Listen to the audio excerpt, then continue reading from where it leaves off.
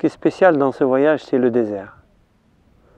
Parce que le désert, il décape le fond des pieds, mais également le fond de l'âme. Le désert, il amène une douceur par ses formes, mais également une douceur dans l'âme de la personne qui traverse ce désert. Et ça qui est fabuleux avec ces familles, avec ces jeunes, c'est que ça les repositionne face à la réalité de leur vie, face à la réalité de leur vécu.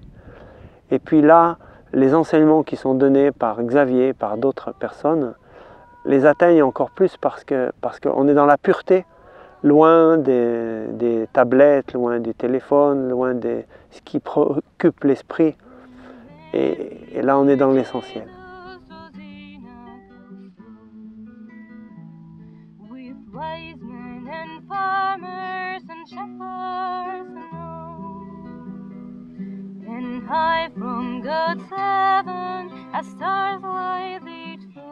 Ces voyages qui sont organisés depuis 2010, c'est une chance énorme de ressourcement. Ça fait depuis 28 ans que j'ai la chance de connaître le Sahara, les déserts. Et puis dans le désert, ça me permet de quitter le confort, de quitter la connexion au monde virtuel. Et puis les gens se perdent, ça a l'heure, parce qu'ils ont l'impression d'être moins seuls en étant sans arrêt connectés. Et en fait, ils sont déconnectés d'eux-mêmes, de l'essentiel et de la présence. Le voyage dans le désert leur permet et me permet de me reconnecter à cet essentiel, à la joie des gestes simples. Ici, on n'a pas non plus de montre, mais le soir, après le repas, après une petite soirée, où on peut partager nos vies, nos joies, nos peines, peut-être un moment de musique, un moment de chant. On donne de nous en fait. Et puis le matin, en reprenant le rythme naturel, eh bien, on va se lever quand le jour se lève pour goûter ce soleil qui monte et qui nous réchauffe. Et on reprend ce rythme naturel qui nous rééquilibre, qui nous réaligne. Et au fil des jours, on se sent de mieux en mieux. Quand j'ai décidé de venir au désert, je n'imaginais pas du tout de vivre tout ce qu'on est en train de vivre. Grâce à Xavier et à beaucoup d'autres, on est en train de se délibérer un peu de toutes nos blessures, de tout ce qu'on a vécu. Et je trouve qu'ici, on se découvre pour ce qu'on est vraiment. Et c'est seulement au moment qu'une personne commence à se découvrir vraiment, à parler de soi, sans des barrières, sans des masques. C'est là qu'on voit vraiment sa profondeur. Et on peut l'aimer. Et c'est bizarre parce que moi, je connaissais presque personne des gens qui sont ici. Et en quelques jours, je commence à aimer tous ces gens qui sont là.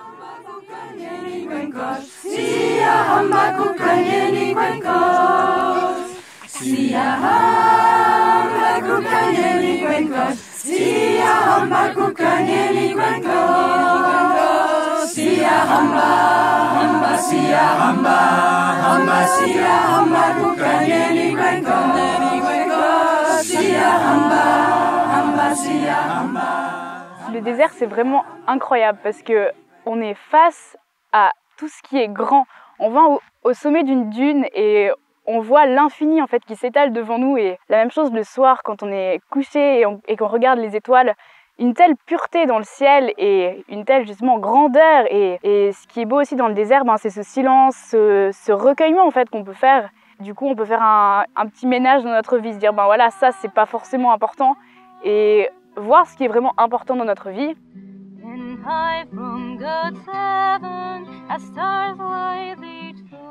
8 jours de marche dans le silence, dans l'immensité, dans le désert. Dans ce groupe, je suis prêtre. Cette marche particulière au début de cette année n'est pas une marche biblique, elle est une marche d'amitié, de famille. Mais cette marche nous permet de nous découvrir, de nous rencontrer. Alors, ce qui est marquant dans cette expérience, c'est de voir les uns et les autres qui marchent à leur rythme, à leur histoire, à leur vie, rencontrer les ressources profondes de leur histoire. Donc on a vu des changements, des grands bouleversement dans les cœurs parce que dans ce dépouillement, peut-être aussi dans le froid de la nuit, dans la difficulté, de la chaleur de la marche pour certains, une réalité profonde s'est découverte en chacun. Et nous avons vu le groupe s'unifier, se constituer comme une vraie famille, une famille humaine, une famille même famille en quête de sens. Alors voilà que le désert nous donne ce sens, et ce n'est pas pour rien que Dieu donne ces rendez-vous à notre chemin, pour que nous puissions, dans le dépouillement et le silence, trouver le sens profond de la vie. Ce qui me frappe également dans cette expérience, c'est le lien. Pour moi-même, j'ai pu me retirer, prier en silence, relire les textes sacrés, de la révélation, et aussi me rendre compte de la foi de ces chameliers, de ces guides berbères, avec leurs prières, leur fidélité, leur délicatesse. Et il m'a semblé toucher du doigt cette unité dans la foi, dans ceux qui croient dans le Dieu bon, le Dieu qui crée ce monde. Eh bien, au cœur du désert, nous étions même en famille avec des frères d'une autre confession, avec les frères de l'islam. Et ça, c'est aussi dans les temps que nous vivons une très très grande expérience. Et de là, pour moi, un signe d'espérance, un signe de paix. La paix est possible, la paix est dans le cœur de l'homme. Et ce désert et cette marche ensemble avec les chameliers berbères, les guides berbères, me permettent de voir que de ce monde fracassé peut jaillir un monde de paix.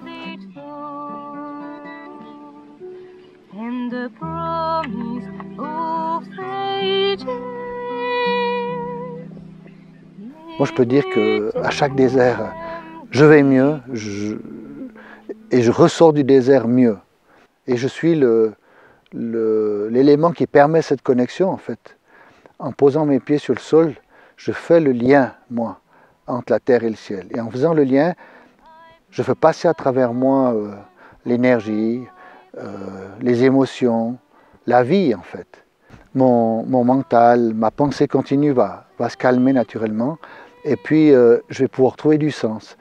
Je vais pouvoir mieux écouter mon maître intérieur, l'intuition du ciel.